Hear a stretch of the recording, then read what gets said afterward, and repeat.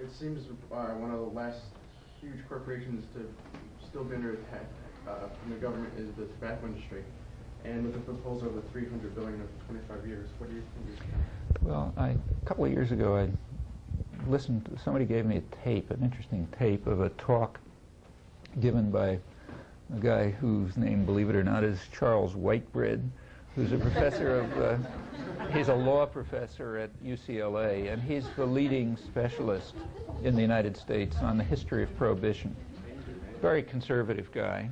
He was giving a talk to the California Judges Association. It was quite an interesting talk, and I was sort of interested enough to look back and read his articles. He has, you know, a big, huge, a whole issue of the University of Virginia Law Review and a couple of books and so on. It's about the history of Prohibition, especially the history of marijuana. Did very fascinating work on this. He's a very right-wing guy, you know, but it's very intriguing. One of the things he pointed out in this talk, it was about 10 years ago, he predicted that the government was going to make tobacco illegal, okay, to the California Judges Association. And he predicted it on the basis of the history.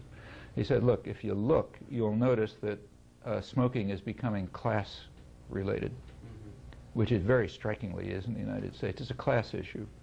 Like, you know, you get a graduate student at MIT. I haven't seen a student, an American student, smoke for probably 15 years.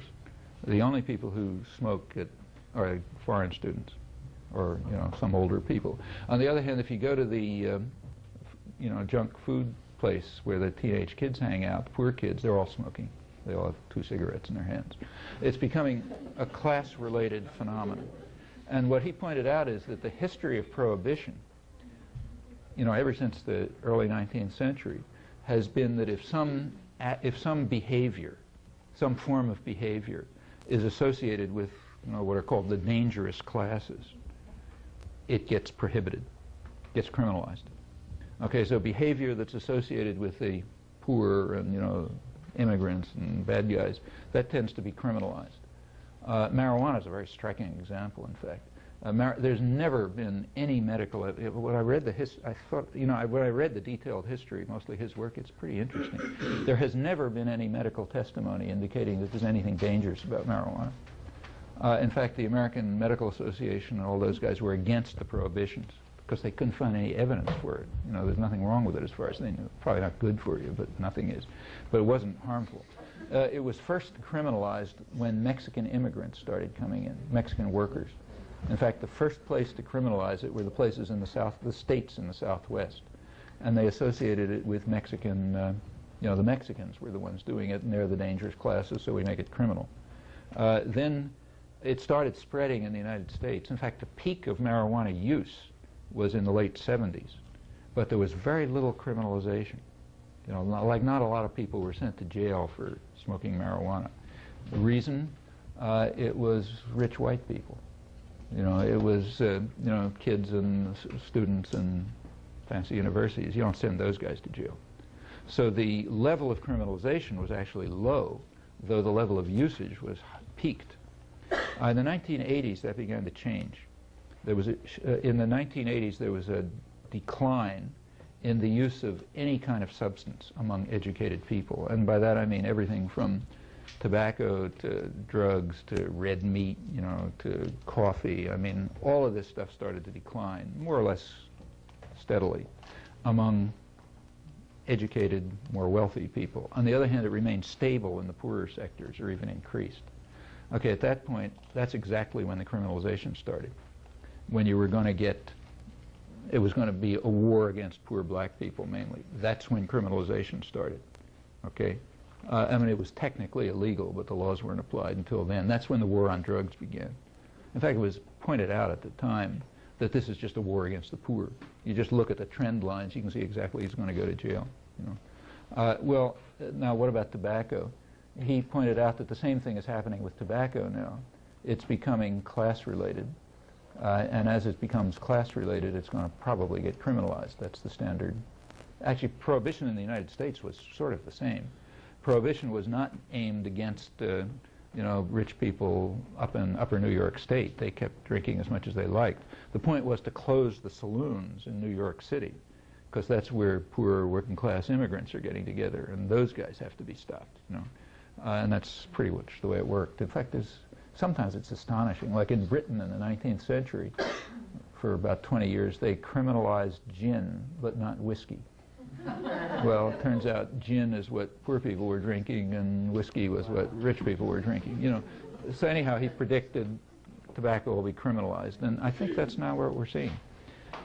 It's becoming a behavior pattern of the poor, and behavior patterns of the poor call for for punishment. Don't know what the behavior is. And furthermore, one more word. He noted, and if you look at it, it's true, that the tobacco companies were expecting it. They were diversifying. So now the tobacco companies make a huge amount of money, like Philip Morris, one of the top corporations, but take a look at where their income comes from. It's not so much coming from sale of cigarettes in the United States. It's sale of cigarettes abroad and sale of things like cereals in the United States and other things. They're now a conglomerate, you know. They sell all kind of things. And the tobacco sales are oriented more and more towards the third world, where they can use the force of the U.S. government to open up the markets. So like there's a threat to countries abroad that unless they open their markets to U.S. poisons and advertising aimed mainly at women and children will close the U.S. market to them. That's a strong weapon.